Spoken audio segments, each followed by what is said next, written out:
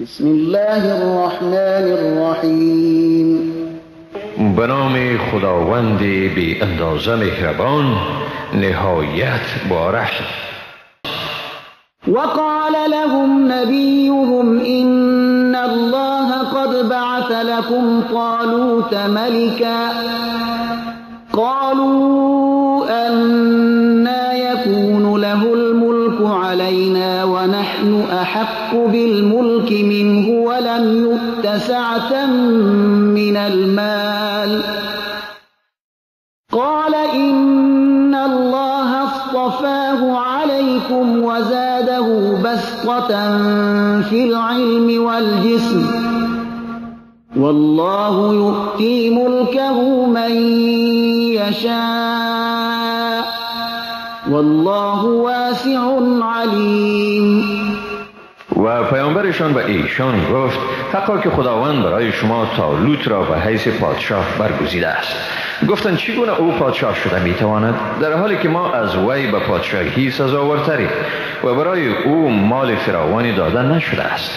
پیامبرشان گفت بیگمان خداوند او را به شما برگزیده است و او را دانش و قدرت جسمانی فراوانی داده است. خداوند پادشاهی خیش را به هر کس بخواهد میدهد و خداوند گشایشگری داناست.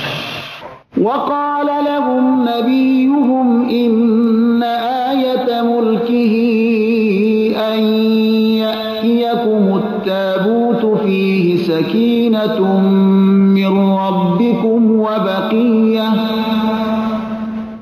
وبقية مما ترك آل موسى وآل هارون تحمله الملائكة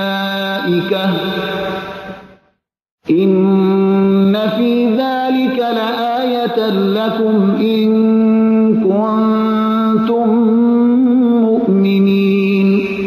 و پیامبرشان برایشان گفت نشان پادشاهی او این است که به شما صندوقی می آید که در آن آرامش خاطری است از جانب پروردگار شما و یادگارهای باقی مانده از خانواده موسی و خانواده هارون که آن را فرشتگان حمل می کنند.